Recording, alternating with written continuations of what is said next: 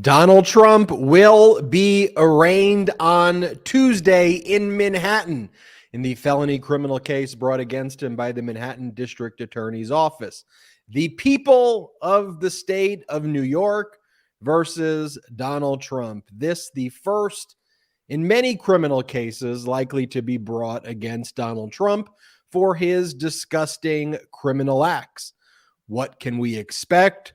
Will the judge issue a gag order? When will the indictment be unsealed? Let's discuss.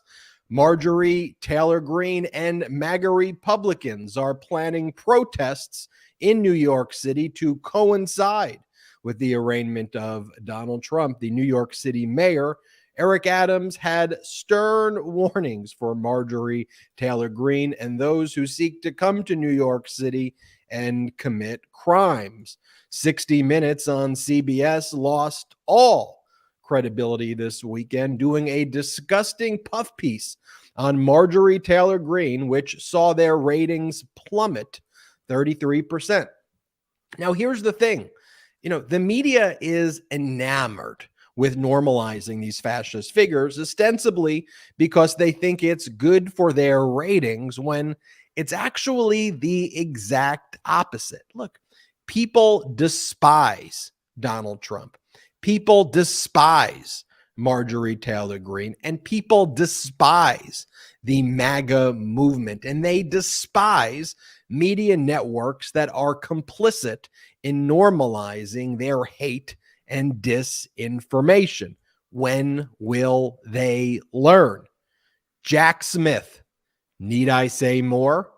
I need not, because the mere mention of his name scares Donald Trump. But I shall, because discussing Jack's wins scares Donald Trump even more. And there wouldn't be a show if I just said Jack Smith. Jack's got the goods. New reporting suggests Jack Smith has key evidence linking Donald Trump directly to felony obstruction of justice charges that could see Donald Trump go to jail for the rest of his life. The term laboratories of autocracy. It's a term that was coined by David Pepper, friend of the Midas Touch Network, to discuss how certain red states were testing policies like laboratories, if you will, to destroy democratic institutions in their states as models for the MAGA Republican nationwide plan. Let's discuss what's happening in Tennessee and Florida, where MAGA Republicans in those states have just completely abandoned democracy and operate fascist state governments. And finally, President Biden is in Minnesota sharing his Invest in America plan, unleashing a manufacturing and innovation boom. Normal. It's what government's supposed to do. Can we talk about jobs? Can we talk about getting people health care? Can we talk about the things that Americans care about and stop this MAGA Republican nonsense, please? This is the Midas Touch Podcast. I'm Ben Meiselas, joined by Brett and Jordy. What's up, Ben? What's up, Midas Mighty? What's up, Jordy? It's great to see everybody here on the Midas Touch Podcast. Always great to be with you. And I got to say, we're just watching that 60 Minutes disaster, watching the latest coverage on the cable news, in the legacy media, reading these headlines that they say about these deranged Donald Trump rallies. It oftentimes, when in normal circumstances, stuff like that would get me down. It would make me depressed. It would make me angry. And don't get me wrong, it still does make me incredibly angry to see the media falling into the same exact traps that they've fallen into in all these past years. It's like they've learned absolutely nothing about how to cover these fascists. But the reason why it doesn't get me down the way it used to is because we have the Midas Mighty. We have all of you out here. And I know I am eager every single day to get here on this show and to be able to hit you with the facts, actually cover these stuff the way that it's supposed to be covered. And that's why I am more motivated actually by watching the disastrous coverage that we see. But there is good news on the horizon too, folks. Tuesday, if you're listening to this on audio, that is today. If you're watching us live, that is tomorrow. Donald Trump being arraigned, everybody. This is big, big news. Excited to talk about that. Excited. We have to dig in to the laboratories of autocracy that Ben was talking about. What's happening in Tennessee right now is absolutely disgusting. We need to give the people of Tennessee a megaphone. We need to be showing this to all the Americans out there. We need to be watching what Ron DeSantis is doing. And I'm so excited to break it all down. Jordy, how are you doing today? Hey, brothers. Hey, Midas Mighty. Man, Brett, just like you, this is the highlight of my week right here. Our shows, the bi-weekly shows, I absolutely love it. And I love it because of exactly what we saw today. The legacy media is not up for this moment. You can't trust them to cover this honestly and with the diligence that it needs. And so when we jump into this chat and there are so many people already here, subscribed, we're all talking, I get excited. I do, because I'm like, hey, I get to hang out with sane, rational people who actually truly care about democracy and not how big Donald Trump's plane is. So, hey, thank you for tuning in and joining the show early. This is going to be an excellent episode. Make sure you're subscribed right now to the Midas Touch YouTube channel or on audio or both. And let's get the show on the road, folks. You know, part of this propaganda propagated by MAGA Republicans, right, is to make their small size, to use Stormy Daniels' statement, their tiny size, to make it feel bigger than they really are, right? That's why they're obsessed with crowd size. That's why they're obsessed with the ratings and the numbers, right? But they don't have the numbers, okay? Thank you. And the media networks just keep on getting faked out and just saying, or maybe they're not getting faked out. I mean, they're probably straight complicit, but they go on and they basically try to make these people bigger figures than they are. Brett, you mentioned the Marjorie Taylor Greene appearance. Now, CBS and 60 Minutes, I presume, did that because they think they're just going to shock everybody and get these great ratings. Well, ratings were down 33% from that episode because people don't want to watch a fascist traitor have a puff piece made against her. So people tune it out.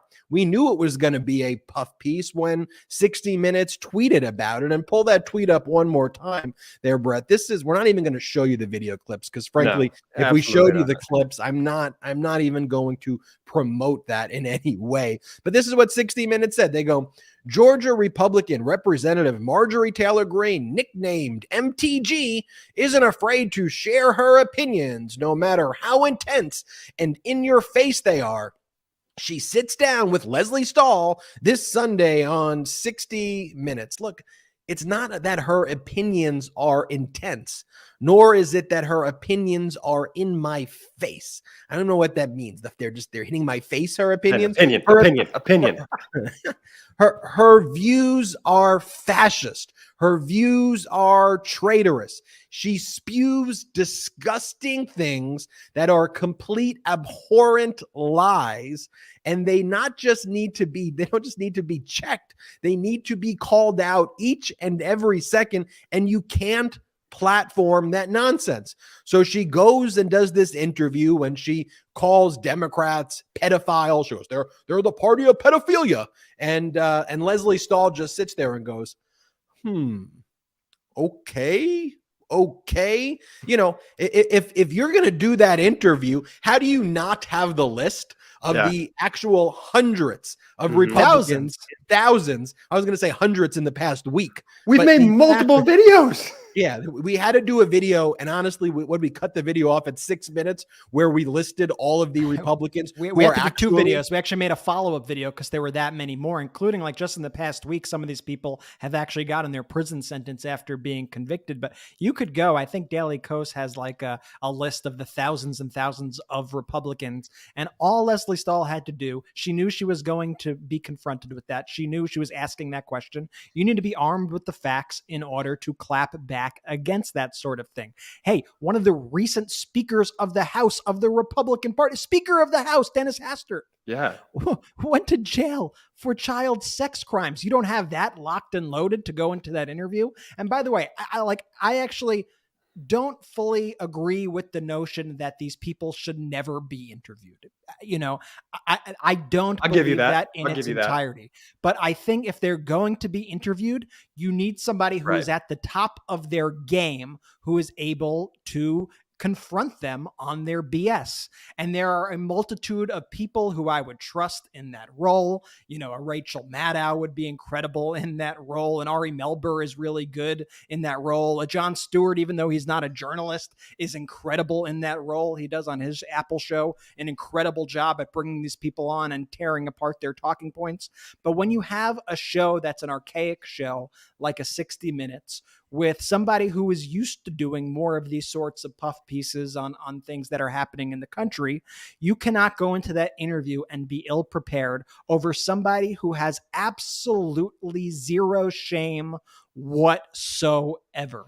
And literally within the 24 hours before and after this interview, we've seen some of the most vile tweets that we've ever seen from Marjorie Taylor Greene. And we're not even getting to the part of her stalking school shooting survivors and yelling at them, or saying that Sandy Hook was a false flag, or saying that 9/11 is a conspiracy theory and it was actually an inside job. Right. And all the BS that she spews, all the toxicity that she spews. Now she's trying to go to New York, and her thing and the Republicans thing is, let's just talk a lot of trash about New York. We're just going to, we could openly just hate on the country. All we do, MAGA, all we do is we talk about how crappy the United States of America is. We talk about how shitty our cities are. We talk about how just disgusting the United States of America is. MAGA is a movement that actually despises America.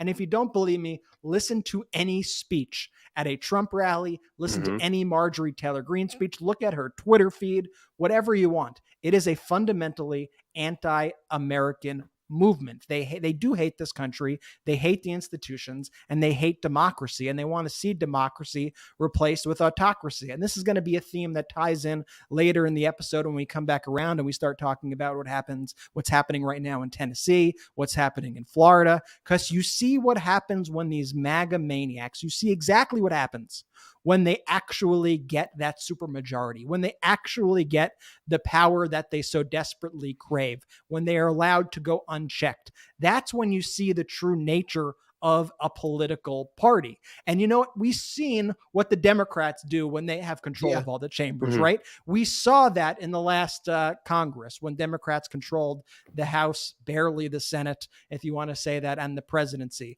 They were pushing things like, let's cap insulin prices. Let's try to stop gouging at the gas pumps. These were the things the Democrats were focused on, trying to pass bill after bill after bill. But when the Republicans get into power and they have supermajorities in these state legislatures, perhaps where it's the most important, what do? They start unleashing their brand of fascism, trying to strip any opposition of power, going after businesses, everything that they claim to be for as quote unquote conservatives, free market conservatives. That all goes straight out the window the second they have power.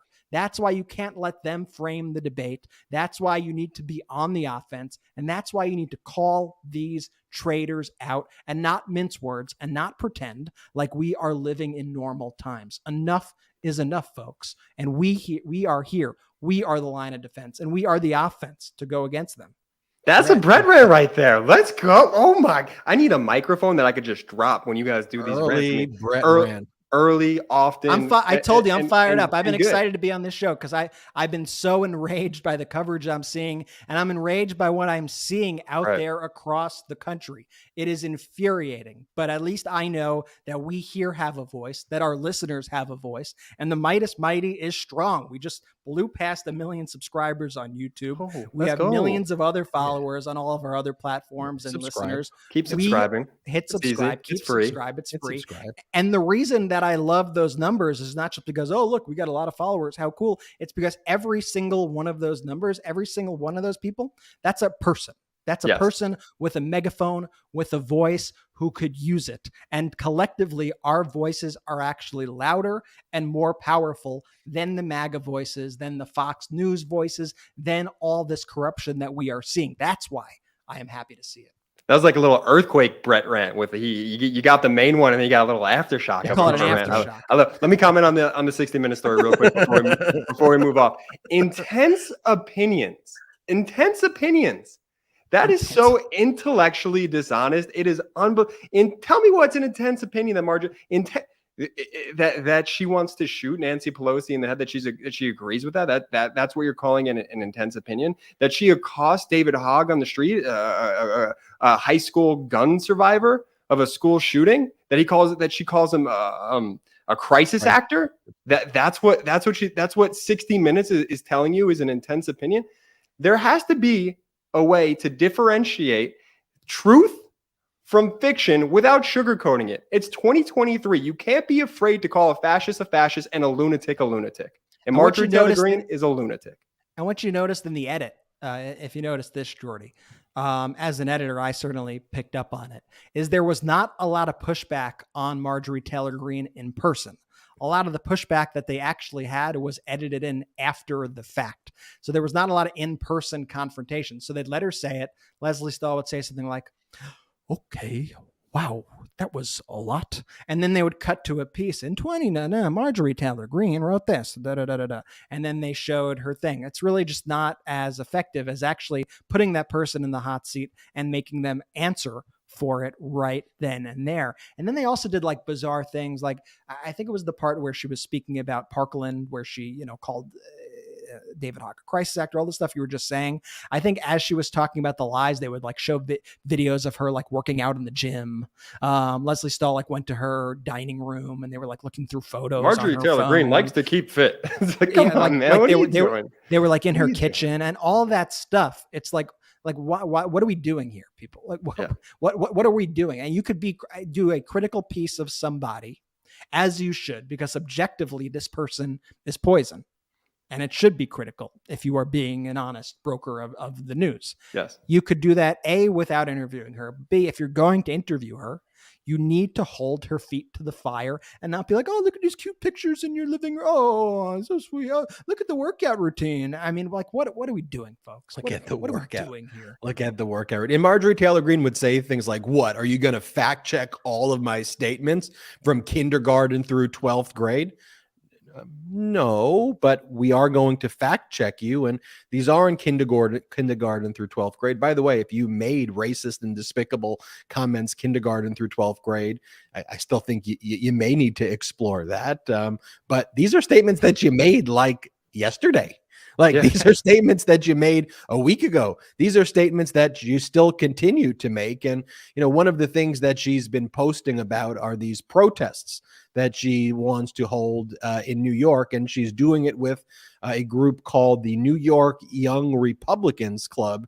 And the New York Young Republicans Club just put out a statement that says, President Trump embodies the American people, our psyche, from the id to the superego, as does no other figure. His soul is totally bonded with our core values and emotions, and he is our total and indisputable champion.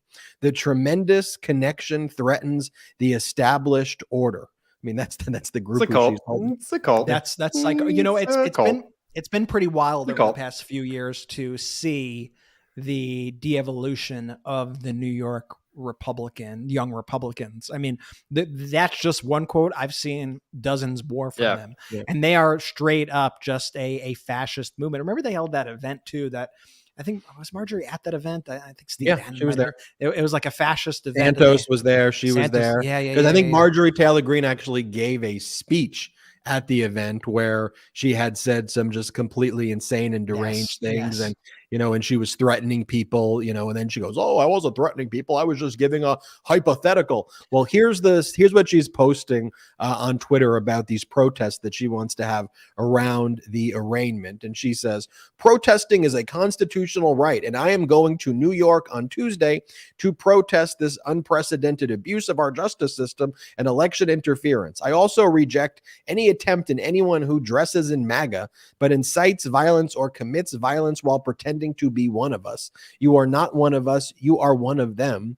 We will not live in fear, and we will lawfully stand against tyranny and corruption while we show our support for President Trump." He's, again, not the president. And what she's already setting up. She's already setting up the conspiracy that it's going to be like Antifa when there's violence, and that it's other people do, not the or anything like that. Do we have the clip from Eric Adams, mayor of New York? And this is what Eric Adams had to say to Marjorie Taylor Greene. Play the clip. City in America, because we respect the rule of law in New York City.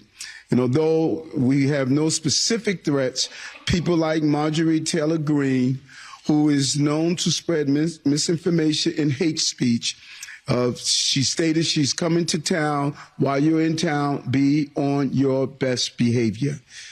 As always, we will not allow violence or vandalism of any kind. And if one is caught participating in any act of violence, they will be arrested and held accountable, no matter who you are. Yeah, and then Marjorie Taylor Greene responded that that was a threat directed at her, and that New York City Mayor Eric Adams was now weaponizing the government against her. And she made a statement. Such a MAGA tactic. All of a sudden, play the victim after you instigate and say, "Oh, what are you doing? How could you come after me like this?"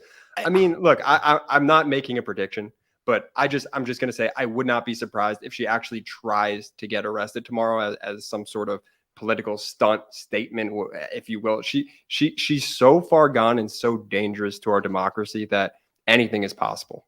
I hope she does, honestly. I really hope just arrest her. Just enough. If she's going to go, whatever. And then she wrote, like, I guess she just got to New York. And so, like I said earlier, like her first thing is to just crap on New York. Like she goes to the city and then she just is like, "It's horrible here. Oh my God." It's like, I don't know how these people get through the day. Like, we're all from New York. I love New York City. This is what Marjorie Taylor Greene has to say about New York. And imagine a Democrat saying about this anywhere. Idaho, this shithole. Like, could you just imagine? You're so right. Just once. Marjorie Taylor Greene goes, "Mayor Adams and disgraced DA. What a freaking clown. Alvin Bragg should be ashamed of themselves. On my way to my hotel in New York City, I've seen many people so drugged up that they can't even stand up. They just fall over on the sidewalks from using drugs at Mayor Adams' free drug use centers. But all these communist Democrats care about is arresting President Trump for their made-up crimes." I just don't know how someone like this goes through a day. Like, wakes up and just is so angry. Wakes up, first thing, let's tweet negatively about New York. No, I had an idea. Let's actually go to New York and I'll live tweet fake things that I see in the street just to own the libs. Unbelievable. No, I was asked this question. I went on the Weekend Show with Anthony Davis. That was a great episode. All the shows are great episodes. That was an especially great episode seeing you on there. I didn't know you were going on.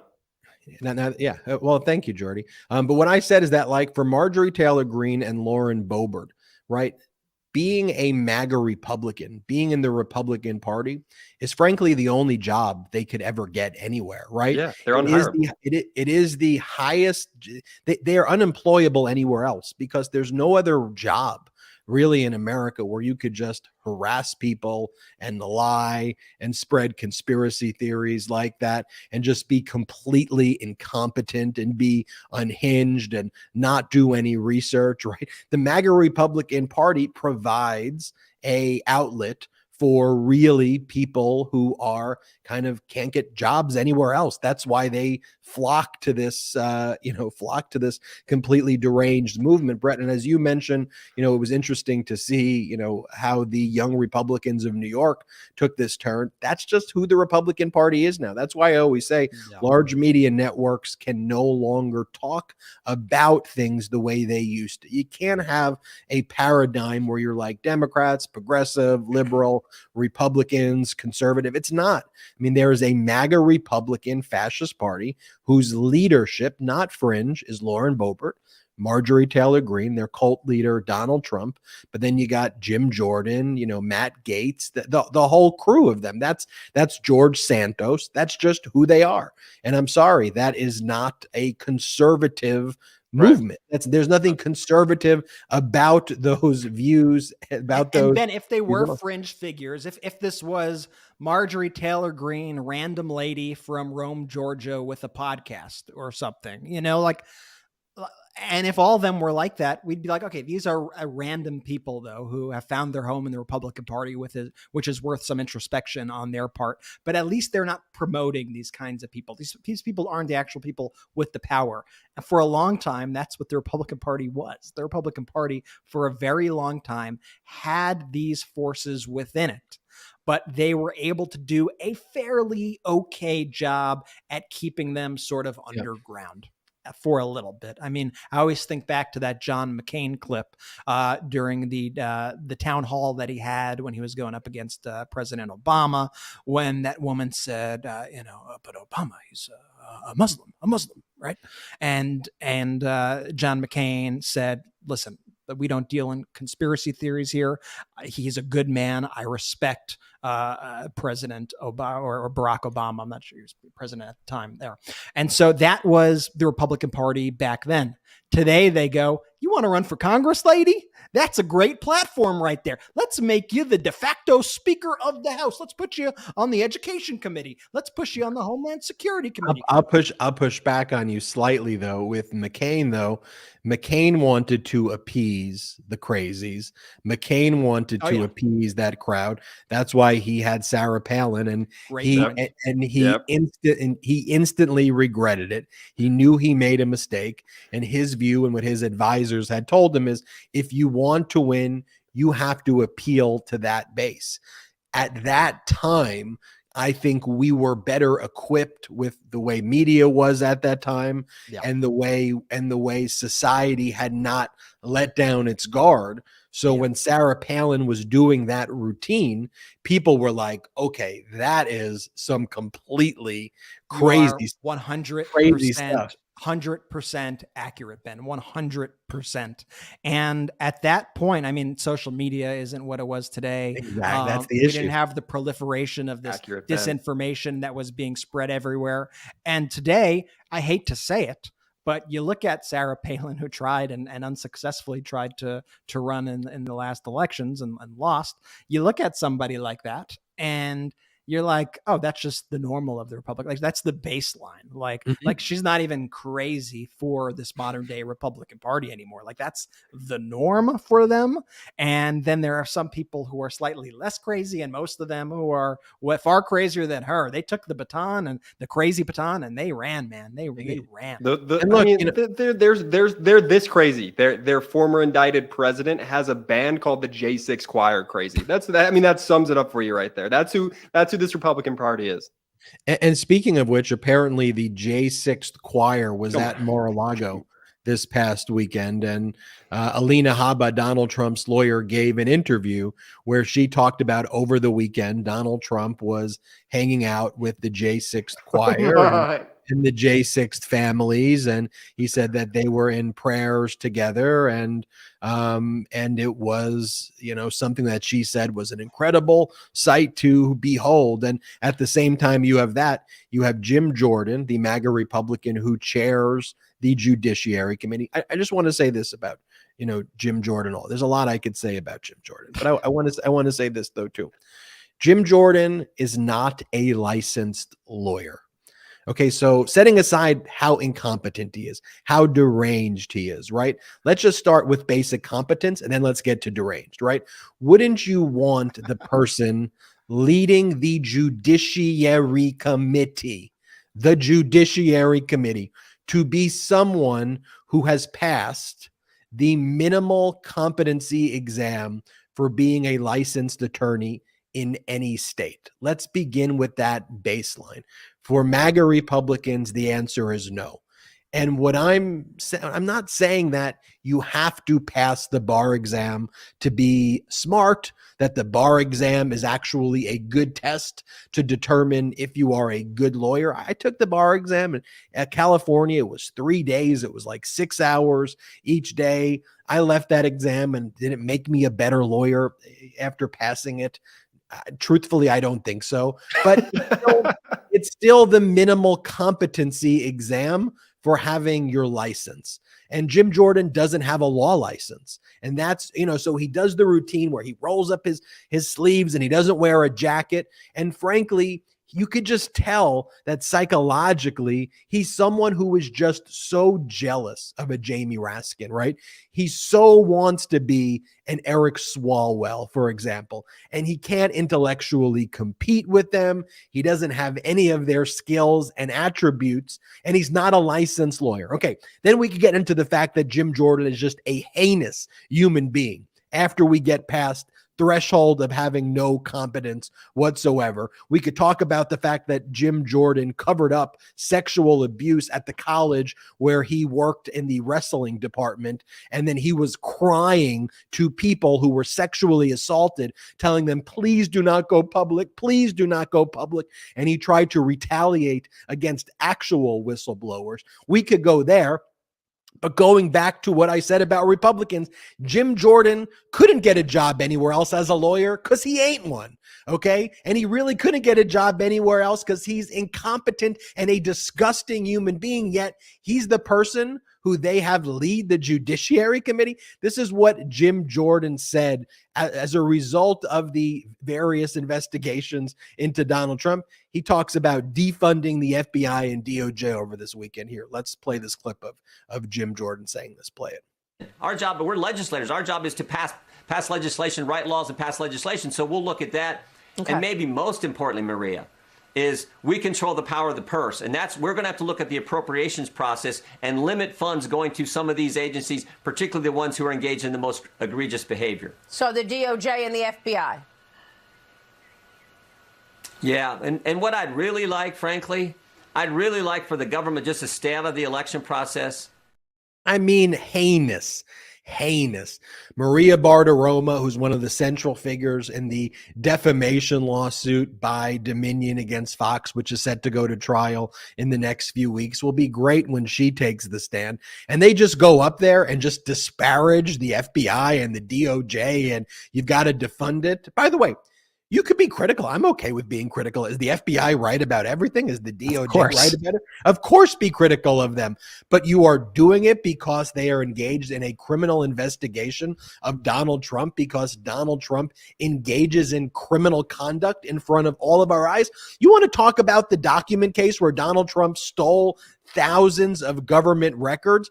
He had 2 years to turn over the records before finally the Department of Justice was like, okay, I guess we have to now issue a search warrant because he keeps on lying to us. Okay, all Donald Trump had to do is what any normal human being would do in that situation, right? Mm-hmm. Which is, okay, they know I have the documents, okay?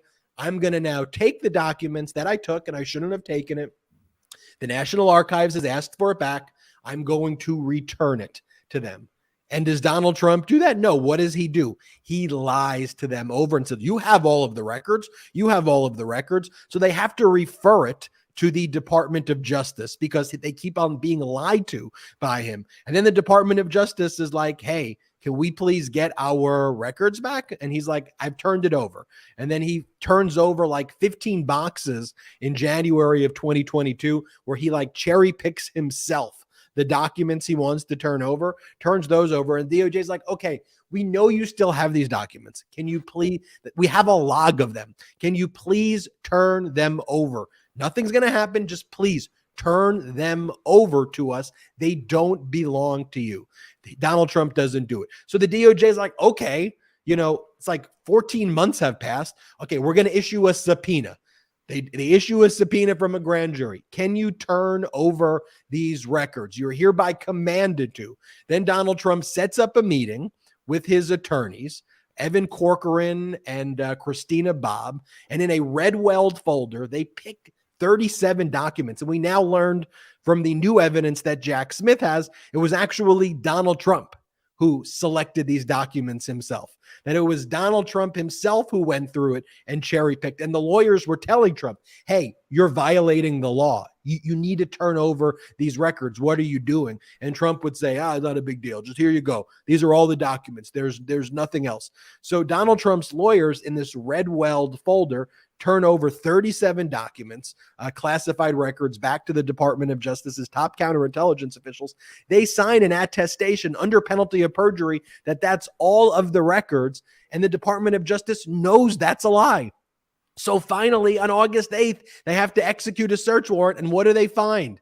Thousands, not a dozen, thousands of government records and over 100 classified records. Now, Donald Trump doesn't have to, that's not a politicization of anything. Any normal people, any normal person in that situation doesn't steal. You're not allowed to steal these records. We have, Brett, the Hannity interview Donald Trump. Hannity then asks him the question. And Hannity said,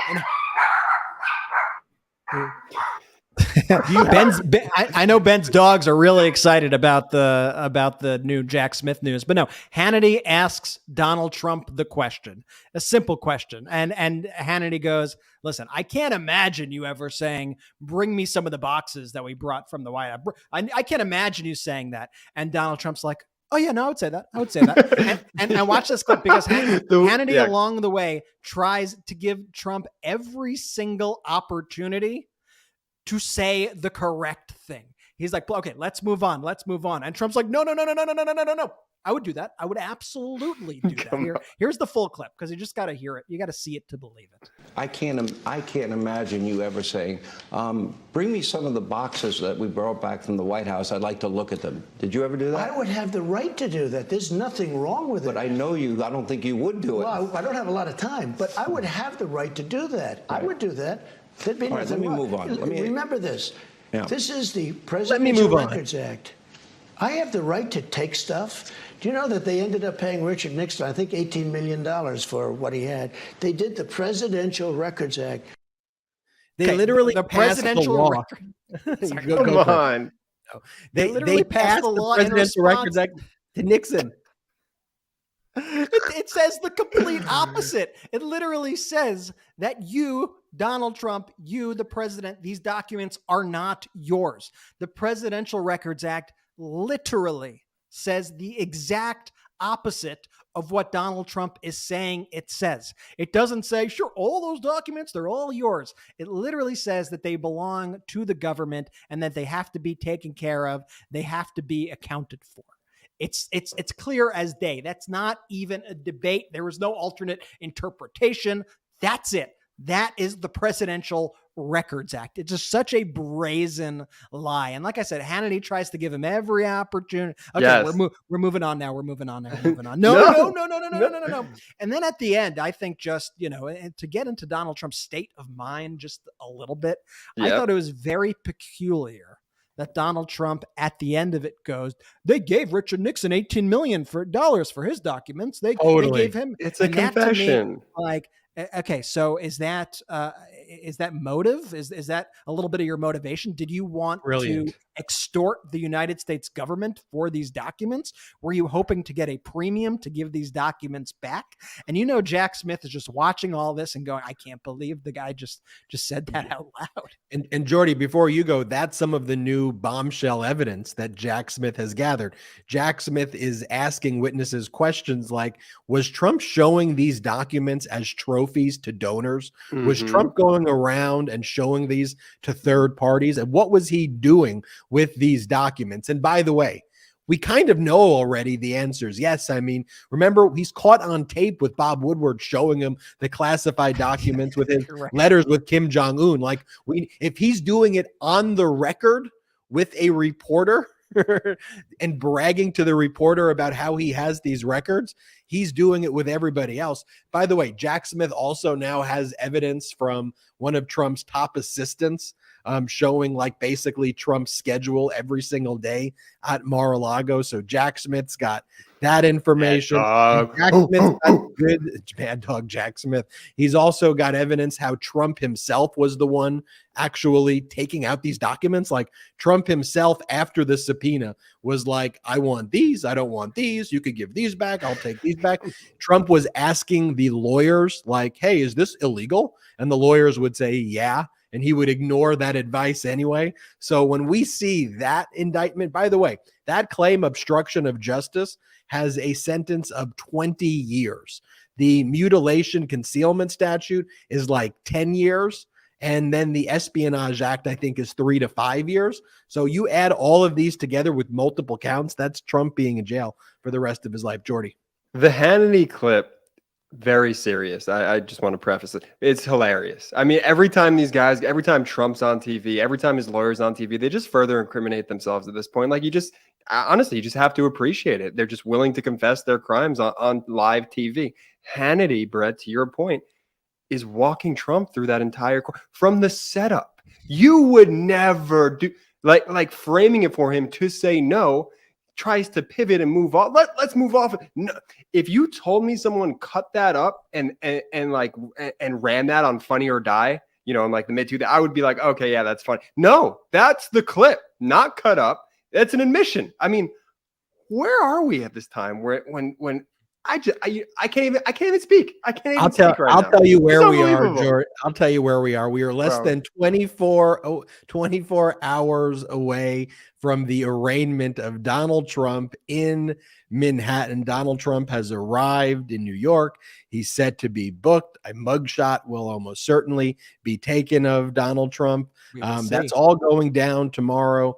Now, Donald Trump turned down a lower profile arraignment that he was actually offered to do it by Zoom. He wanted to go there and make it a very kind of circus spectacle. And then his lawyers filed in court. And Judge Juan Merchan, the judge that is presiding over the matter, clearly is going to know what is taking place here. He's going to know that that Donald Trump's filing these frivolous motions. So Judge Juan Merchan is going to be clearly onto it. But Trump's lawyers are saying we don't want a circus-like atmosphere here.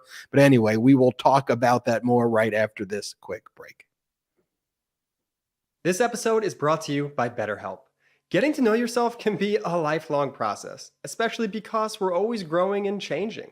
Now, the last few years especially have been a wild ride, filled with my own personal self-realizations and growth. Therapy is all about deepening your self-awareness and understanding, because sometimes we don't know what we want or why we react the way we do until we talk through things. BetterHelp connects you with a licensed therapist who can take you on that journey of self-discovery from wherever you are. Now, I personally have benefited directly from therapy, allowing myself to talk through and work through experiences in my past that were unknowingly having a major impact on the way I go about my day-to-day. Therapy is an incredibly helpful tool for learning positive coping skills and how to set boundaries. Now, over time, I've truly learned how to become the best version of myself. And look, therapy is for everyone, not just folks who may have experienced major traumas, because what you're going through, what you're working through, it matters, and never discount that. Now, if you're thinking of starting therapy, give BetterHelp a try. It's entirely online, designed to be convenient, flexible, and suited to your schedule. Just fill out a brief questionnaire to get matched with a licensed therapist and switch therapists at any time for no additional charge. Discover your potential with BetterHelp. Visit betterhelp.com/Midas today to get 10% off your first month. That's BetterHelp, HELP.com/Midas. And now let's take a quick break to talk about our next partner, Hold On. Plastic. It's everywhere. It's everywhere we look, and not enough is being done about it. 100 billion plastic bags are used and then thrown away every year. Yeah, that plastic bag you see in the gutter or floating in a stream or washed up on the beach, multiply that by 100 billion. Yikes, am I right? But there's a better way, and it could start with a better bag. Hold On is a company born from the idea that there must be a better way to go about our daily chores. Now, trash bags and kitchen bags, they're necessary staples, But do they need to be 100% plastic?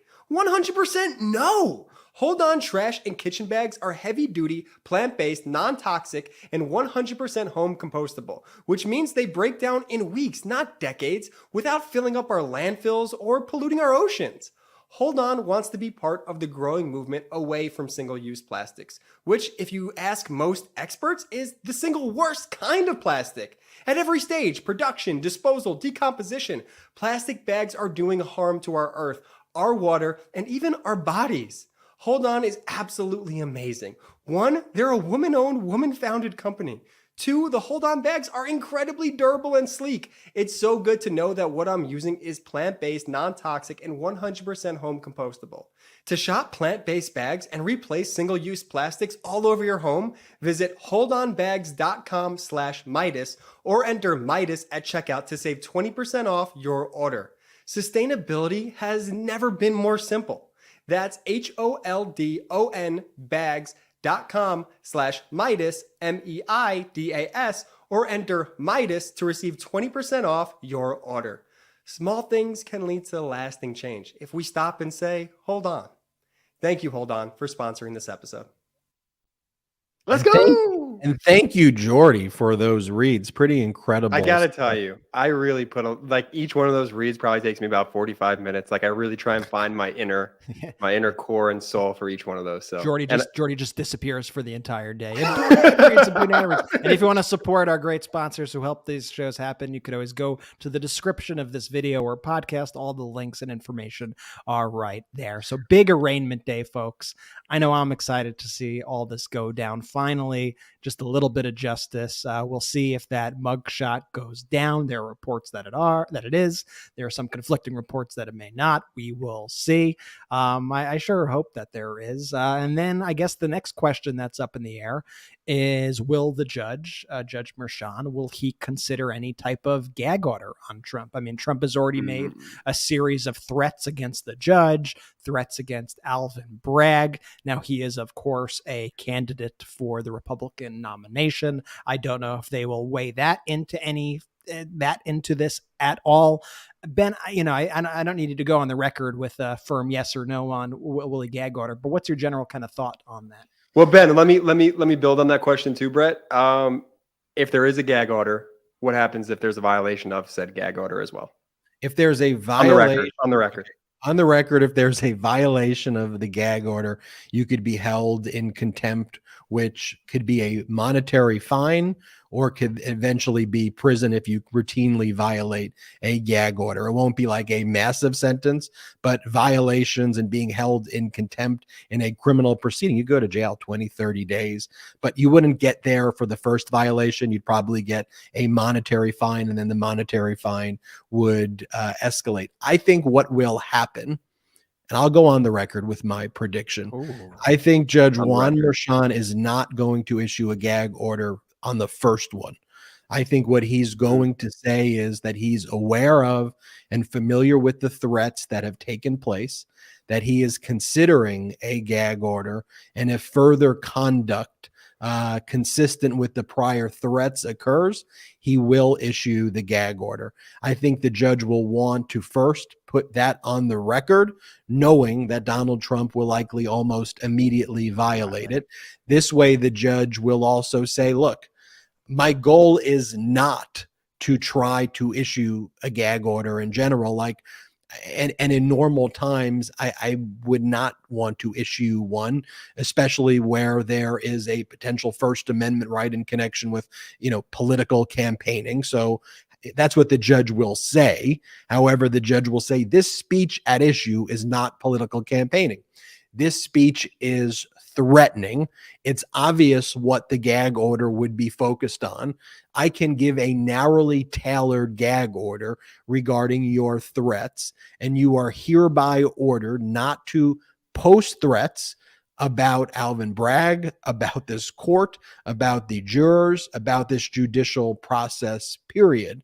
And any threat any threatening statement will be met by by a future gag order, and then there will be eventually contempt if you are in continuous violation of it. So I think the judge will take it in steps. Here's something to know about Judge Juan Merchan as well. Judge Merchan was the same judge who presided over the felony case against the Trump Organization, where the Trump Organization was convicted on 17 felony counts.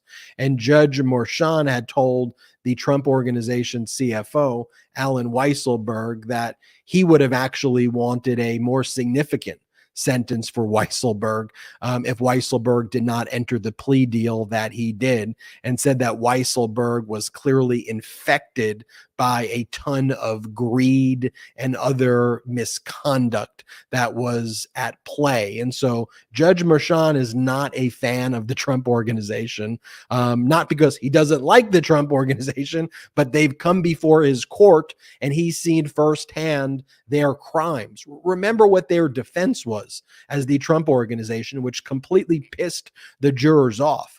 And it's somewhat similar to their defense here, where they argued in the Trump Organization case, well, what are we talking about here? $200,000 in benefits to Alan Weisselberg that were improperly reported. Like, who cares? $200,000. And the jurors were like, what are you talking about? It makes it worse, by the way, that you can have so much money and still be that greedy. It doesn't make it better that you are still going to commit crimes when you're already making good money. And for the jurors, they're like, we're not making 200. What are you talking about? That's pocket change. And if it was pocket change, then why were you doing it? And notice here, similarly, right? There really isn't any defense out there that, oh, Donald Trump is innocent. I rarely, if ever, hear anybody. Ben, that you are so right. Right? They're not arguing that he's innocent. Their arguments are Manhattan sucks, but there's other crimes Manhattan should prosecute. Well, Manhattan is crimes down in Manhattan, and so it's like, well, the DA should be focused on other issues. Well, there's no one saying Trump didn't do it. Trump committed a crime. Trump falsified business records, and he did it in connection with an election. And he had a fairly elaborate criminal conspiracy beginning with the National Enquirer, which engaged in these disgusting catch and kill schemes leading up to the election. It started with them paying Karen McDougal $150,000 to buy the rights to her life story to kill it. And when I say they, Trump didn't pay for it. The National Enquirer paid $150,000. That is a campaign contribution because you're supposed to pay it to the campaign. It's a benefit to the campaign. So it's an end run around campaign finance rules. So they're not saying, oh, well, Donald Trump is completely innocent. They're just saying that the DA is being politicizing it because he's prosecuting this, and he should be prosecuting other violent crimes in New York. That's it. That's their defense. Yeah, it's just a bizarre, it's typical MAGA logic, and I put logic in big bold quotes here, to say New York is soft on crime, so please don't prosecute this criminal. Please don't prosecute this criminal. Prosecute other criminals. New York is soft on crime, but please don't do anything here. Please, Alina Habba the other day was on one of these shows. I don't currently have the clip, but she was like, and they want to prosecute him for barely a misdemeanor. Like, it's bad when one of your attorneys is like already calling your actions a crime and trying. How about this, Brett? Their new one, right? That the MAGA Republicans, again, not saying Trump is innocent, right? They say the real crime here, Alvin Bragg. Alvin Bragg is a felon. Alvin Bragg committed a felony because the number of indictment counts, the fact that people know it's about 34 counts, that's the reason that Alvin Bragg is the real felon here. And they repeat this over and over again here. This is Fox host Jesse Waters basically saying he's a felon. This the real felony here playing. Waters is a clown. The Manhattan DA just sat there and went like that. But they're looking at this. This is crazy. Bragg is the one that committed the felony. Judge knows this right here. It is a felony, unlawful grand jury disclosure. How do we know what's in this indictment? How does CNN know this? Because someone in the Manhattan DA's office leaked this. That's a felony. That we know is a felony. unless CNN is on the jury. And we know that's not true. So we have a case shut right there. Bragg is a felon. And he's trying to make a career for himself over this. And Bragg has interfered in this election more than Russia has or China has combined. Fascist Michael Scott. What is that? They're going with the I'm rubber, you're glue legal strategy. Here's the thing, I'm too. not a felon. You're a felon. Okay. So on Friday, Judge I like Juan that. Merchan issued a limited unsealing order, which actually permits the district attorney to talk about the existence of the indictments. There's actually an order, a limited unsealing order for that purpose. And they just have their talking points. Oh, Alvin Bragg committed a felony. There's also no evidence that Alvin Bragg said anything about the number of charges in the indictment at all. And again, notice they're not saying Donald Trump is innocent.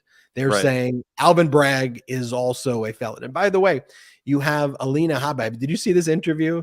It was actually a good one. This is the Don Lemon interview, right? Unfortunately. And Don Lemon asked like the most basic questions to her too. Like this was a relatively softball interview. You know, just when she goes on Fox, the questions are so like leadingly weird. Like, can you tell us how incredible is your defense? Go, you know, like stupid questions like that, right? So Ben, you mean like did you not take the documents? Did you not take them, right? You wouldn't do that, right? In the same interview, Hannity was like to him, all right, I'm going to, let's not do questions here. You seem not to be good at questions. I'm going to, you know what I'm talking about, right? Yeah, this actually happened. I'm going to give you the names of people who are really bad. Can you just say they are bad when I read the names for you? Okay, let's do this. Let's give this a try. Putin. I love him. I love him. He's great. Okay, but you sure? President Xi. I get along with him. He is great. Kim Jong-un. People don't want me to say this. A really great person. Mitch McConnell. Total scum. Mitch McConnell has ruined the Republican Party. Barack Obama. You know what? I don't really know him. I don't know much about the guy. I kid you not. That was basically word for word what he said. We'll try to pull that up in a little bit, but let me just show you what happens when Alina Habba gets asked very basic questions by Don Lemon about the process of Donald Trump being arraigned. And you also see she has that talking point as well. Bragg's the felon. We all know that. Here, play this clip. Do you support the transparency of having cameras in the courtroom? I think it depends. I think this whole rigmarole, really, for lack of better words, has been through leaks, which I don't appreciate as an attorney. I think that transparency is very important. I'm going to leave that decision to the criminal team, but as somebody who's represented the president in court, I like transparency. I think that in certain situations, it's a good thing.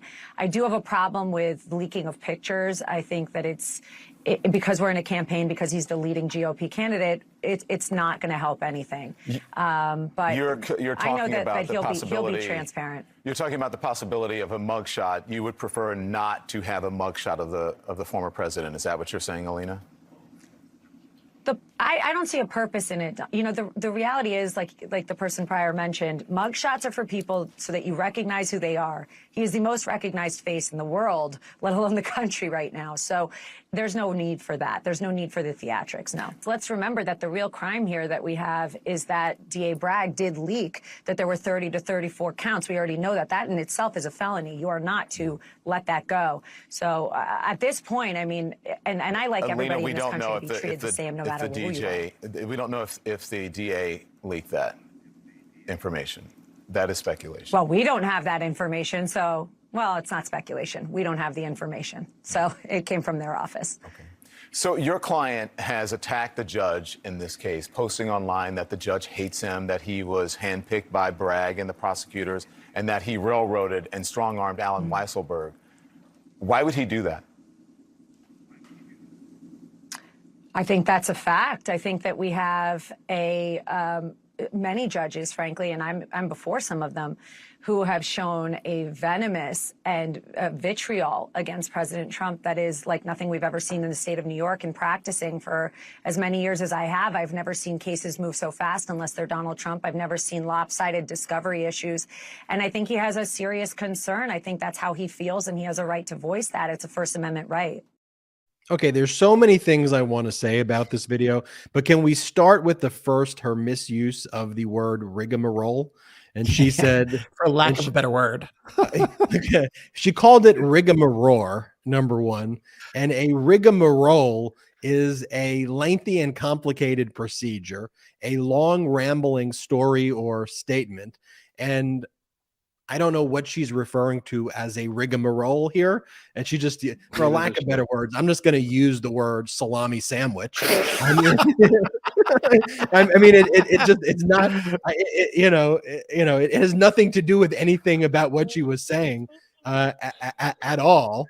What's the rigmarole here anyway? But then she goes in and she's like, she's for transparency, she said, and she seems to be like she's okay with cameras in the courtroom. But then Trump's other lawyers filed a motion with the judge, and I kid you not, this is what the motion says that they just filed. Quote, "We have grave concerns that audio-visual recordings of tomorrow's arraignment will only further exacerbate an already almost circus-like atmosphere around this case." Pause for a second. Who's creating the circus-like atmosphere around the case? By the way, Donald Trump was given the opportunity by the district attorney's office to do this arraignment by Zoom. So there would be absolutely no circus-like atmosphere at all.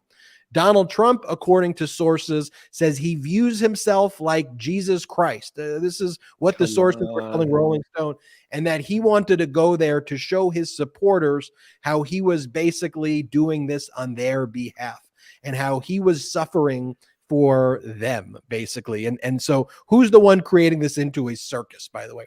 And then Trump's lawyer's motion goes on to say, quote, "We believe that any photography or video of tomorrow's proceedings will detract from both the dignity and decorum of the proceedings and courtroom and will necessarily interfere with the fair administration of justice." Pause there. In addition to the utter gaslighting, here's what I love about Donald Trump's lawyers.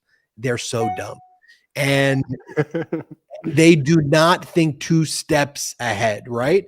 Because that quote, if I'm District Attorney Alvin Bragg, right, I will use that quote that they put out there all the time against them when Donald Trump makes all of these posts. If I wanted a gag order, I would say we concur with Donald Trump's counsel. You know, we believe in the dignity and decorum of the proceedings in this courtroom. So we believe that when Donald Trump posts on his social media platform that the district attorney is animal scum or George Soros, blah, blah, blah, blah, blah, and posts photos of himself with a baseball bat looking like he's going to bludgeon the district attorney, you know what?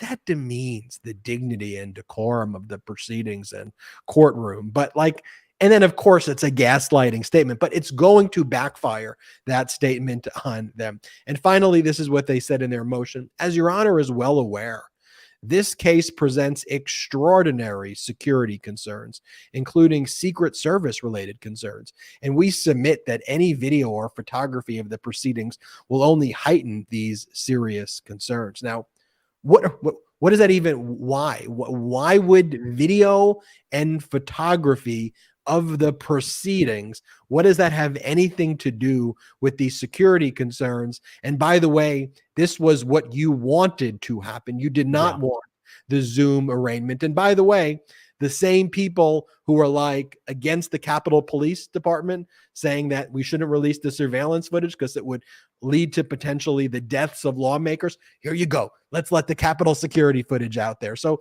there's absolutely no consistency here at all. It's complete and utter gaslighting, but it just goes to show you what they're really after here. It's just the performative propaganda over and over again. They want to create the circus-like atmosphere outside, but then they don't want the cameras inside to show what a little weak, coward traitor he is and how scared he is, and that his hands are going to be all sweaty, and he is going to feel for the first time that he is being held accountable. They don't want people to see that.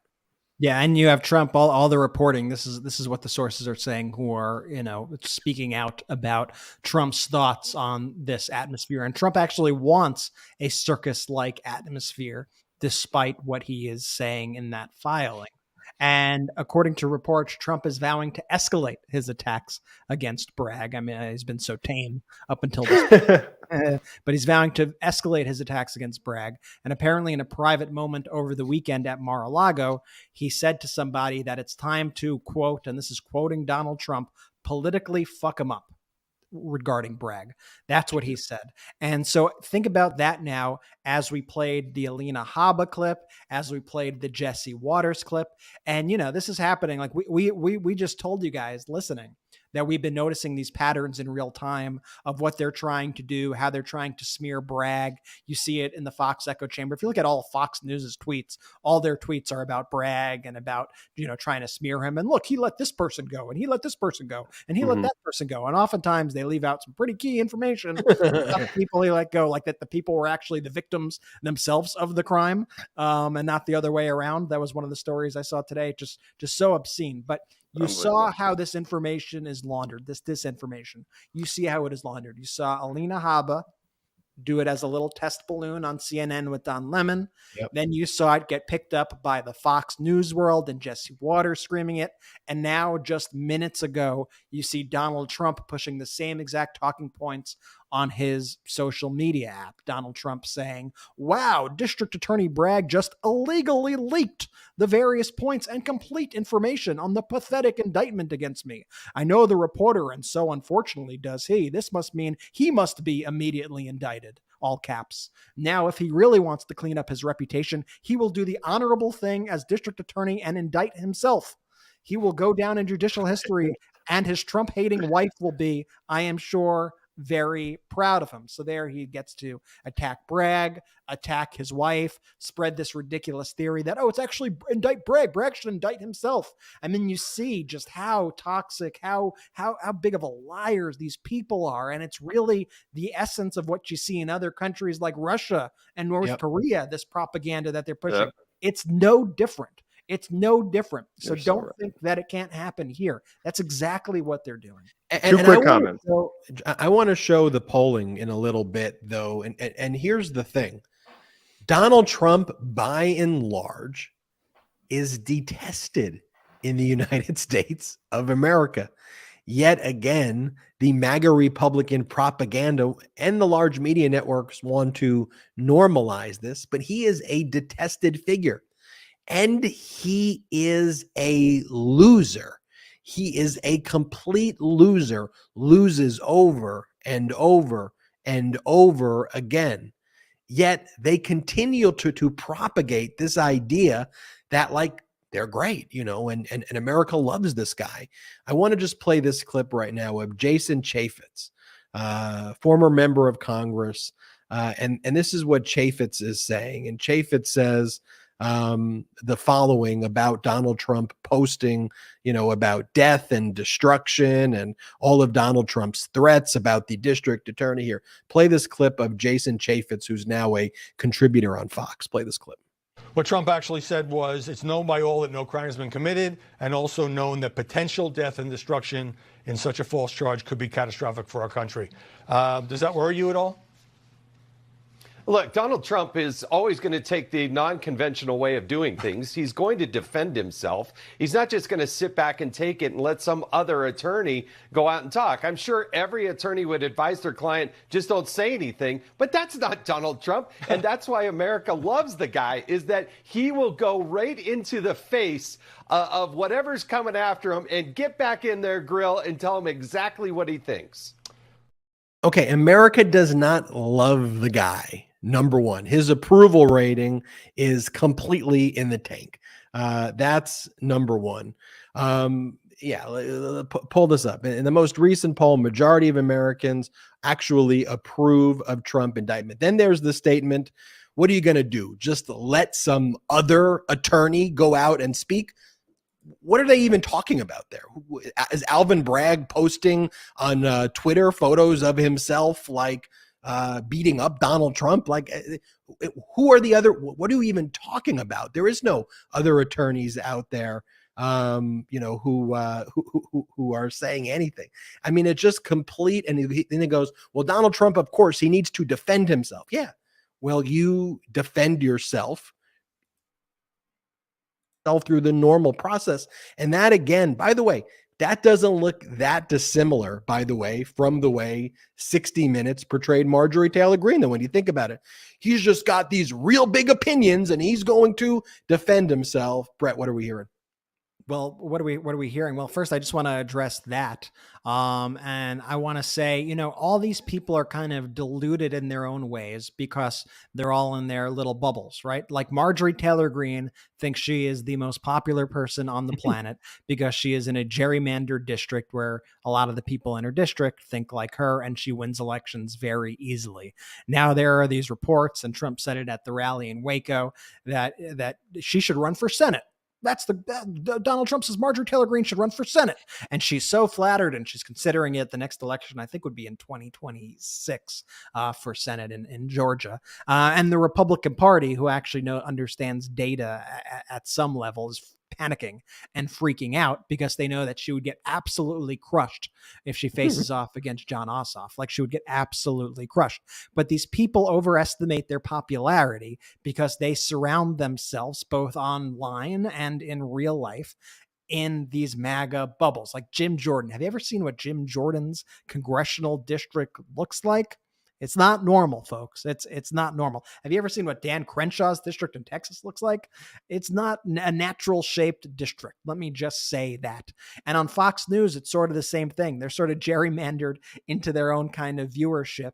And yes, that's their viewership. That's their base. However, that's not the country at large. That's just what they are surrounding themselves in. And they have positioned themselves as, we are going to try to appease and we are going to try to entertain these 20% of deranged people in the country. And so while they get big numbers, it's because just all of them are watching them for the most part. That's why they were so freaked out when Newsmax came along and started stealing some of their thunder and taking away the conspiracy theorists. But at large, they do not represent even close to a majority of this country. And they are fooling themselves if they think that they do. I mean, we're just seeing, Ben, we're seeing conflicting reports here.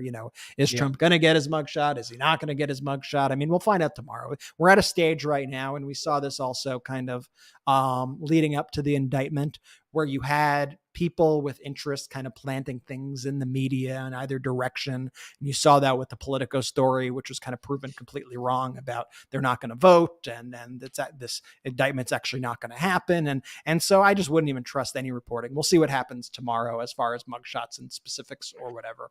Let's also, while we're at it though, let's talk about some normal news. Could we talk about President Biden pushing his economic agenda in Minnesota?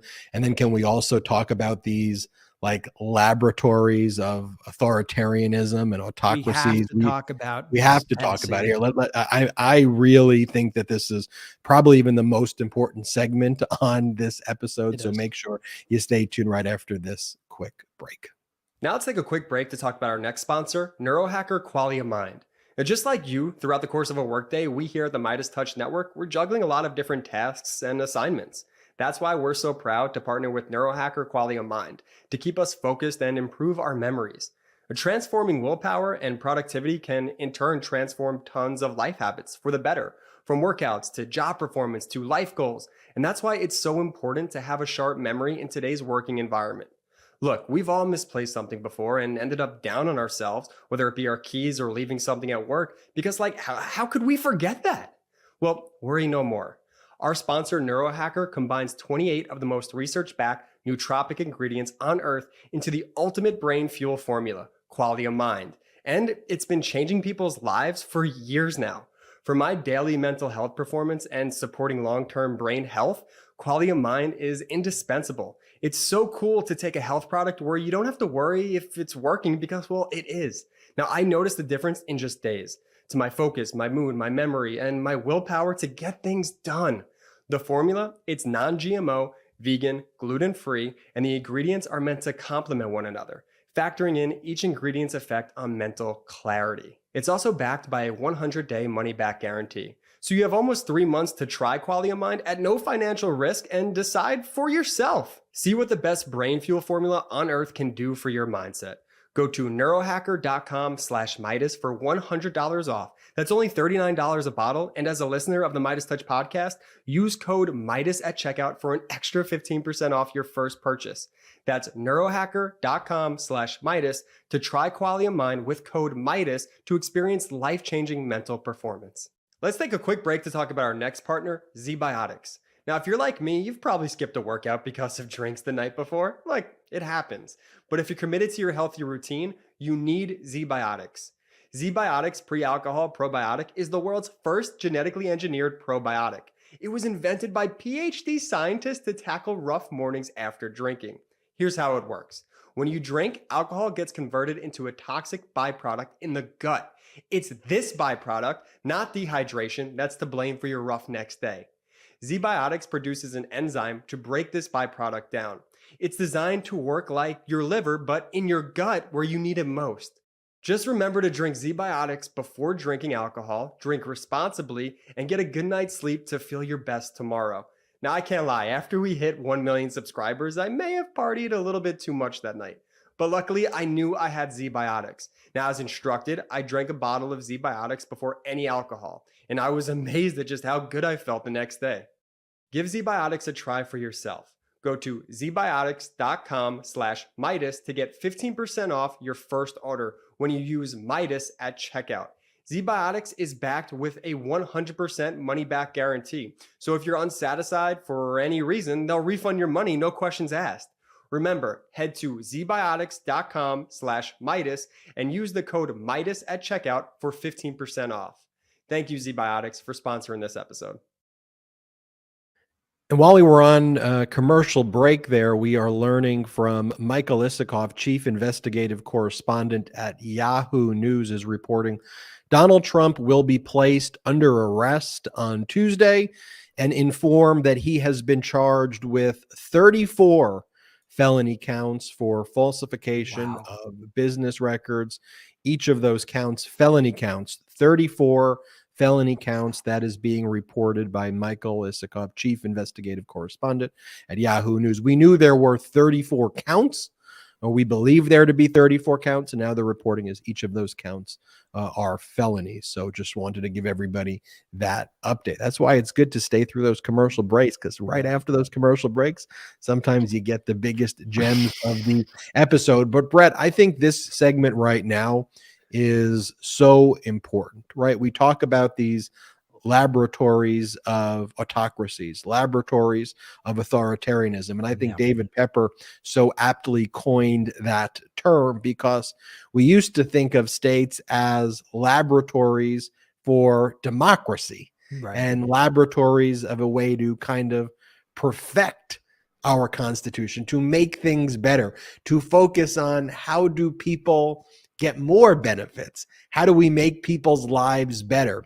But what we're seeing in places like Tennessee and Florida, especially these places that have these Republican supermajorities, we're seeing what fascism looks like. We're seeing fascism here, and they're the places that are experimenting on, okay, how do we seize complete control of women's bodies? And it's a race to how do we stop all equality, and how do we go after the trans community and the LGBTQ plus. Like they're focused on all those issues about which state can hate the most, it seems, which state can use government to attack businesses the most. And it's really disgusting. And talk about what's happening in Tennessee. Yeah, I mean, what's happening in Tennessee is really, really horrific right now. But it's, the one good thing is that it's great to see the people standing up. But obviously, there was a horrific shooting in Nashville recently. And in the wake of the horrific shooting, the people of Tennessee got together and they went to the state capitol to peacefully protest for gun safety. They wanted their voices to be heard. And along with the protesters, a few of the Tennessee state representatives joined them, including Representative Gloria Johnson, who's a friend of the show, has been on the show, an incredible representative, Justin Jones, a Tennessee state representative who's also been on the show, young guy, just incredibly impressive. We loved having him on the show also. And Tennessee Representative Justin Pearson also joined in on the protests. And there was some footage going around the other day. It was really inspiring. They were singing songs. They were making their voices heard. And you see, even today, you see these protests through the streets in Nashville. Just such an incredible sight of young people coming together to demand that Republicans act, do something in the face of all the senseless gun violence that is happening in the state and around the country. They just want the Republicans to do something here. So what do Republicans do? Do they try to address the problems? Do they try to fix gun violence? No, they try to punish the people who are pushing for gun reform, for gun safety legislation. And they start by targeting Gloria Johnson, Justin Jones, and Justin Pearson, the three Tennessee state representatives who I had just brought up, the ones who stood in solidarity with the folks who were protesting. And I'll play you first a short clip that Tennessee Representative Gloria Johnson posted today from one of these protests, so you could get a sense of the vibe and hear the crowd. Power to the people. Power to the people. Power to the people. Power to the people. So in a true Republican way, like we were saying earlier, the way they weaponize disinformation and that I'm rubber, you're glue philosophy that I joked about earlier, they see that and they see the protests at the Capitol and they go, oh, that's an insurrection, insurrectionists. And then using that line of attack, very Russian kind of disinformation, just disgusting behavior. Using that line of attack, what they're doing is they're now weaponizing their office in an attempt to expel Gloria Johnson, Justin Jones, and Justin Pearson. And they have the votes to do it. They have this Tennessee House Speaker, Cameron Sexton, just an absolutely disgusting guy who's putting forth a motion to expel the three. They've already, as of the time of this recording, kicked them off all of their committees, and they deactivated all of their key cards that even get them into the building. That's the kind of revenge that they are getting, all because they had the nerve to stand with the people of Tennessee and demand gun safety legislation. I just want to tell you about this Tennessee House of Representatives and these Tennessee Republicans just a little bit. This is the same Republican Party who just recently passed permitless carry in the state, even though the people of the state did not want it. This is the same Tennessee House Republicans that refused to vote to expel an admitted sex offender that is still a Tennessee state representative. There's this guy, Representative David Byrd. He admitted on tape to molesting high school girls that he coached. He was like a basketball coach or something like that. He admitted to it on tape, apologized to them, admitted that he did it. And Gloria Johnson, who they are seeking to expel right now, and they've introduced this, the motion to expel her. Gloria Johnson actually posted it just moments ago. Here, I'll pull it up for the folks watching. Gloria Johnson was one of the main voices on the Democratic side who was demanding that Republicans expel their admitted sex offender from the House. So this is their way also of getting revenge against Representative Gloria Johnson. And, I think we also have to take note of the fact that the three people who they are trying to expel from the Tennessee House are Gloria Johnson, a woman, and Justin Jones, Justin Pearson, two black men. I mean, we have to acknowledge that is also what is going on here. The racism, the misogyny, it's on full display right now. And they are just so bloodthirsty for power here in Tennessee that this is a true example of weaponization of the government. That's why I believe that this right here might be the most important story that we talk about today. And so, I'm not honestly sure 100% what we could do at this moment in time, but I urge everybody here, if you can, make calls to the Tennessee Speaker's office. His number, I'll give it to you right now. It's a public number, so I could give it out. It's 615-741-2343. That's 615-741-2343. Or you could shoot him an email, rep.cameron.sexton@capital.tn.gov. Send him an email. Let him know your thoughts. Make your voice be heard. I'm happy to see these young people out there protesting, but it's really a horrific, evil, anti-democratic, just fascism in open sight, what we are seeing here. And here's the short clip of Justin Jones speaking about this earlier today. Want to make sure that Justin Jones' voice is heard. This is one of the Tennessee state representatives who is on the chopping block here due to this motion to expel. So what's going on here in Tennessee today? So 3 of us lawmakers who stood with our constituents demanding that they take action, and here the thousands of people gathered on Thursday talking about the crisis of mass shootings. We've been kicked off our committees as representatives elected by our constituents. Each of us represents 78,000 people. And our people are being silenced because they're kicking us off committees. They're threatening to take a vote to expel us today. Our member ID badges have been shut off. Our representative ID badges have been shut off. And this is not what democracy looks like. We are elected to serve our constituents, and I'm the youngest Democratic lawmaker here, the most diverse district, and by shutting me down, they're shutting down the voice of my constituents.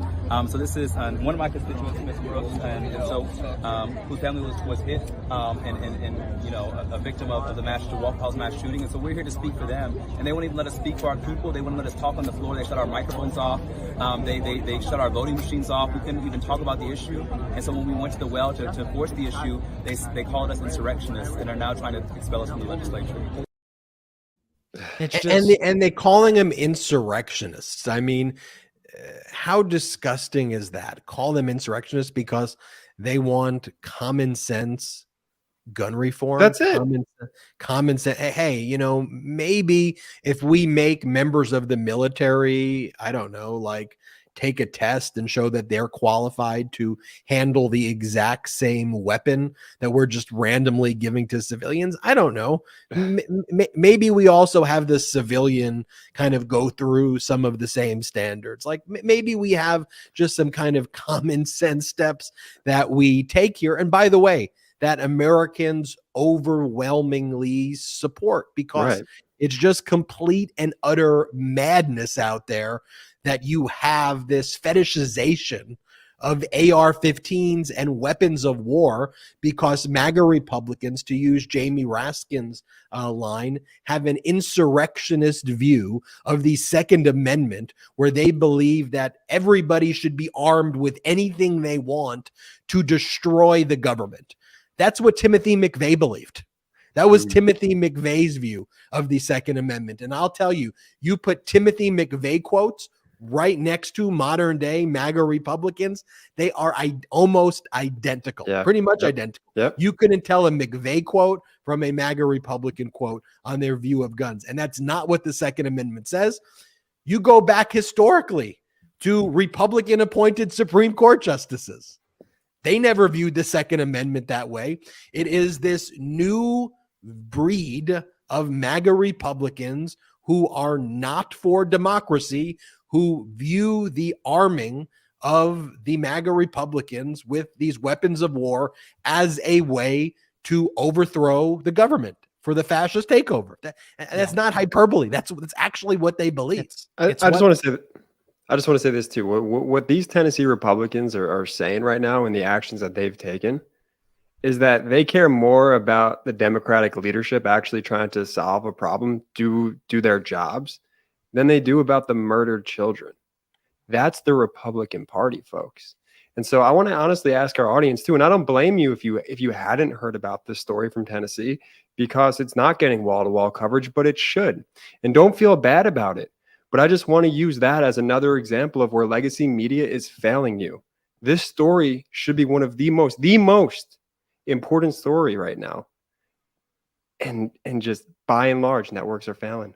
Well, let's all make some noise here because it really is horrific to see what they're doing. And obviously, there's also the blatant intellectual dishonesty where if they really want to go down that road and call a peaceful protest at a state capitol an insurrection, then what do you call a riot at the United States Capitol that turns into a domestic terrorist attack in which you are gouging the eyes out of police officers, slamming them in between doors, spraying them with mace, killing police officers, hitting them over the head with American flagpoles? What do you call that then? Okay.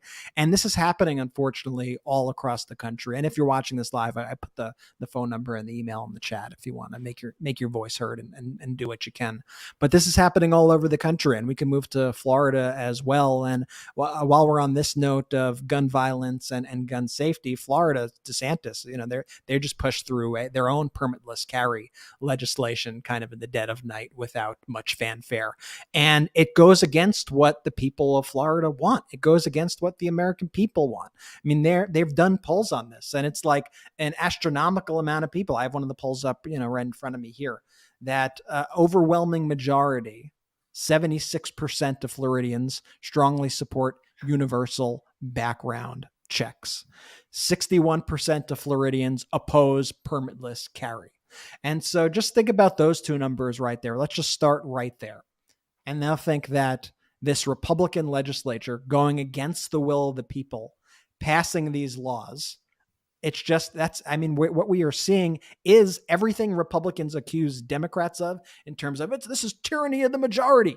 That's what Republicans do the second they have power. They go and use their power to crush opposition, to attack others, to attack you, to attack private businesses. This is what we're seeing all across the board. And on that note, we saw recently this whole situation. We did a great video on it with our new Midas Touch contributor, Dina Dahl. I recommend you all watch that video for a full breakdown of the Disney DeSantis situation. But I'll give you a kind of a brief overview, which is that DeSantis got completely humiliated by Disney recently. He made all this fanfare. He made it the biggest thing in the world that he was going to shut down the corporate kingdom and he was going to go against Disney because Disney had the nerve to say that they supported equality. How horrible. Oh my goodness.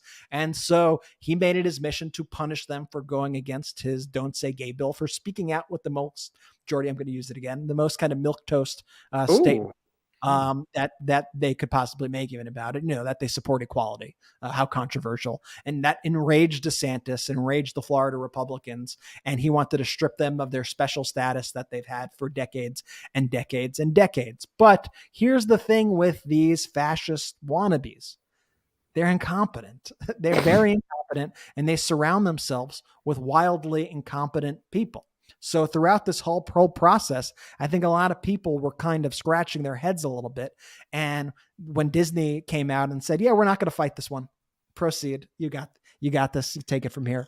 And everyone was like, that's interesting. Why isn't Disney pushing back hard enough? Well, it's because they were playing the long game and they were being smarter. And what they did is they had the board when they controlled the board, the Reedy Creek district, their special district, they had the board make an agreement with Disney that stripped all the power of the incoming board almost entirely and gave all the decision-making power to Disney in nearly perpetuity. And if not in perpetuity, what they put in the contract was that the agreement, if it can't be done by perpetuity, that the agreement would be in effect. And this is, I'm not making this up, in effect 21 years after the death of the last King Charles descendants currently living. And that's an exact quote. That's a very long time, folks. And so he basically totally kneecapped Disney and kneecapped DeSantis's entire oversight board. They came in, they took power, they read the agreement. You probably should read it before. It was done in open hearings, in broad daylight, public hearings. And they were like, oh my God, we can't do anything. And not only could they not do anything, but they were actually now forced to take on a lot of the tasks that Disney was previously responsible for. They now have to pay for the roads and the infrastructure. Disney used to take care of that. And Disney has entire say over anything. So DeSantis faced this complete and utter humiliation. He's been being punched in the face, metaphorically at this point, by Donald Trump every single day, as Donald Trump just completely humiliates him on his social media platform day in and day out. And so he's desperate. He's looking for a win. What could I do? So what he decides to do is exactly what all these Republicans always decide to do. Oh, you tried to humiliate me? Well, I'm going to prosecute you. Everything that I'm accusing all these other prosecutors, oh, this is a political persecution. Da, da, da, da, da. Yeah, I know. I'm going to announce a criminal and civil investigation into Disney and the Disney board for the actions, because that's what authoritarians do. He was embarrassed. He was absolutely humiliated. So he decided to launch a criminal investigation into Disney because they passed legal agreements in broad daylight in public meetings that their lawyers just didn't read or didn't understand because they were too incompetent. So he literally released this letter, and the whole look at the Sharpie signature. Oh, he's such a wannabe Donnie. He got the Sharpie like Trump. His signature has changed to look more like Trump's. It's just completely pathetic. All these statements are just absolutely ridiculous. So that is what DeSantis is doing right now. And meanwhile, the people of Florida are suffering from a lot of actual crises out there. They got this incredible insurance problem. They got their insurance premiums, which are absolutely skyrocketing. Like every single week, they're skyrocketing. There are a lot of people who can't even get insurance in Florida because Florida, the insurance companies won't even touch it at this point. But the insurance premiums are skyrocketing. They have this devastating teacher shortage.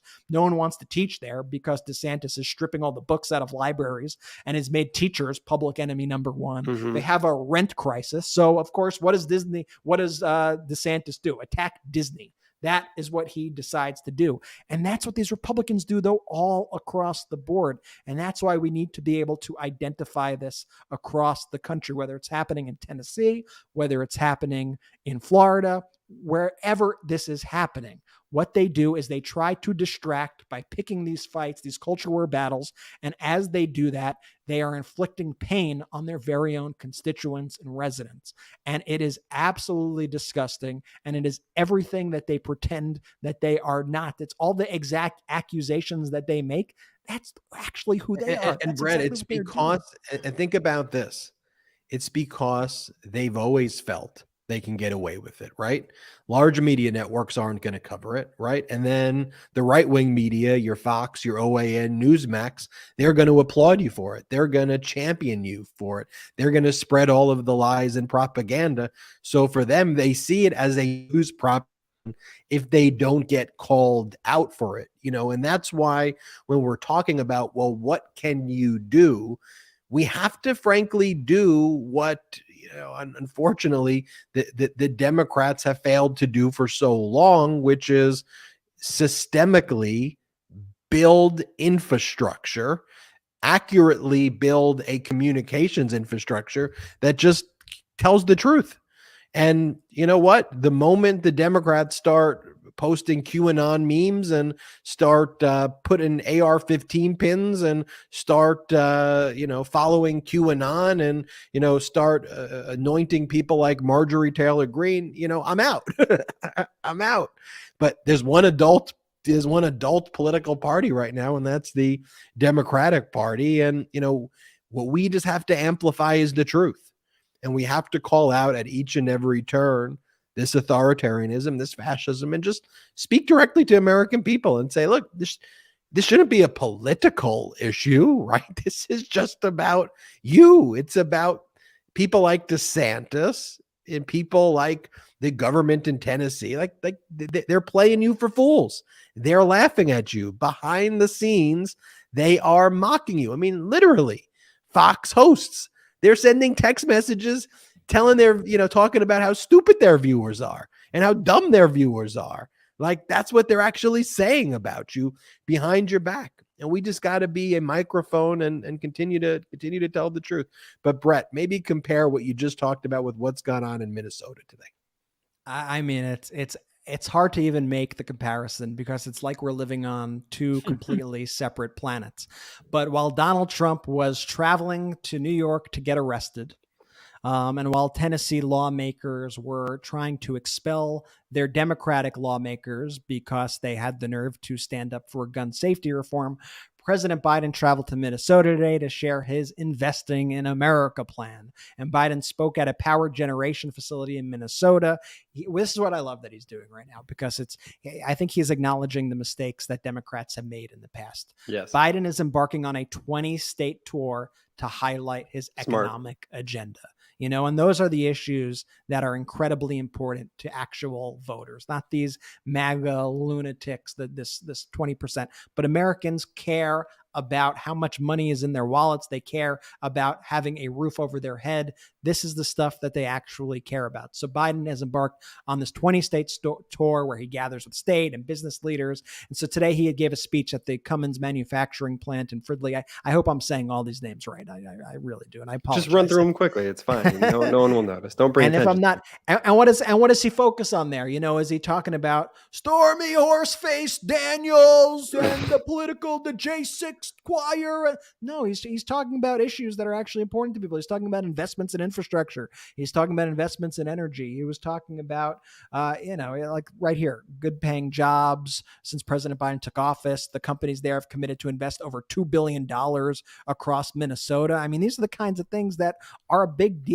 Biden was talking about Governor Tim Walz's plan to invest $500 million in matching funds for semiconductors and biomanufacturing to go along with the federal money for manufacturing. And he applauded the governor for signing a law to deliver 100% carbon pollution-free electricity across the state by 2040. And what does that mean? It means jobs. It means jobs. It means cleaner air. It means people living longer. These are all important things. And I'll play you just a small bit of Biden's speech here today, but it just shows you we're living in different universes where there's at least one party that's trying to put forth policy to actually help people and get them jobs. And you have one party that's just completely in just like bonkers land. I don't even know what to call it. But here is Biden today speaking. Here's a short snippet. Here in Minnesota, Governor Walz and members of his legislature are working to invest $500 million in matching funds for semiconductors and biomanufacturing to go along with our federal investment. Plus, your governor signed a historic law to deliver 100% carbon pollution-free electricity across the state, as one of the senators mentioned, across Minnesota by 2040. By 2040. And I mean, there you have it, folks. I mean, that's what we want out of leaders, presidents, to push forward policies that actually help people, get jobs, that actually help infrastructure, that actually helps push our country forward, rather than defining the country as whatever Donald Trump's feelings are of the day, which is what the Republican Party wants to do it. And then I'll just hit on just other major news just super quickly, which I think President Biden also deserves a ton of credit for. So I feel like has slipped through the cracks also, but on Tuesday, Finland will officially become the 31st member of NATO. I think this is absolutely massive, and it shows that Putin, all of his actions in Ukraine have completely backfired. They even use that as a justification to go into Ukraine, to invade Ukraine, as we need to stop NATO expansion. That's what we need to do.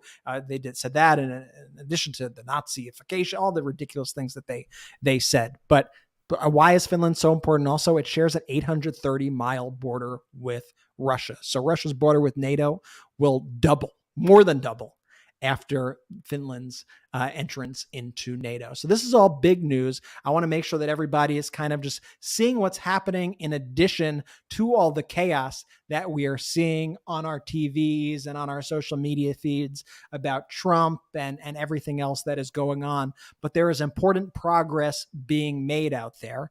And that's why I truly respect the work that we see being done, by actual caring politicians who actually want to do things. And that's why I love the Meidas Mighty here, because I know that you, the Meidas Mighty, are people that actually care about your fellow man, care about your fellow American, and you want to be informed, and you want to get to work, and you want to put in the work in order to make positive change and actually improve the lives of other people. So on that note, I just want to thank the Meidas Mighty for another fantastic episode here of the Meidas Touch podcast. Always just such a blessing to be able to do the show with my brothers, to be able to do the show in front of the Meidas Mighty. This is truly the best community in the world, the fastest growing pro-democracy community out there. And thank you to everybody who subscribes. Remember to hit that subscribe button right now if you haven't yet. It's Trot free. the 2 million. Yeah, that's right. Remember to go over to our audio podcast if you haven't yet, and make sure to hit subscribe on the audio Meidas Touch podcast. It's free. It's easy. It takes 2 seconds. Do it. It truly helps us, and it helps to spread the word. And hey, leave a 5-star review and some nice words if you like as well. You can check out all of our sponsors again by checking out the description in this video or in this podcast. Just go. All the deals are right there. So grateful for all the sponsors who help make the show happen, and so grateful for you, the Meidas Mighty. You can also support us on Patreon. That's patreon.com/Meidas Touch. No worries if you can't, but there's some cool bonus stuff that we got there, including exclusive access to content, early access content, monthly Q&A sessions on Zoom. Well, we're about to actually announce our monthly Q&A session pretty soon, Brett, right? We got to get that announcement up in the next couple of days. So stay tuned. And there's also an option for you to be a producer of this very podcast. And when we do these live podcasts, we get to flash the names of all of our incredible Patreon producers who make the show possible. And we are so thankful for your support. That's patreon.com/Meidas Touch. And I know I'm rambling a little bit, but I can't leave without showing everybody the incredible new merch that we got at store.MeidasTouch.com, including the indictment season merch, the Convict or Convict 45. See, we prepare. We're future-proof with that shirt and so much more. We got the No One Is Above the Law tee, the newest one in there. We were future-proof, though. We did call what was happening with the Manhattan District Attorney. We did say they were going to be the first to criminally indict. And Meidas Touch is future-proof. That's our second. It's part of it. It's just, look, it's just following the data. It's following the facts. It's speaking the truth. And as Brett said, it's all thanks to the Meidas Mighty. We love you. None of this is possible without you. Please let anybody you know, friends, family, colleagues, coworkers, neighbors, whoever, let them know about Meidas Touch. Let them know about this pro-democracy community where we love our country. We love our Constitution. We work each day to make our country a better place. We care about humanity. We care about decency, right? And we do it with a smile. And Brett, I got to say also, big election in Wisconsin tomorrow. Make sure that you tell everybody to get out and vote for the Supreme Court. A very, very important election. I'd be remiss if I missed to make sure that everybody contact their friends in Wisconsin and tell you to vote. And on that note, if you're listening today, it's today. It's Tuesday. Jordy, take it away. Shout out to the Meidas Mighty. I got caught up there.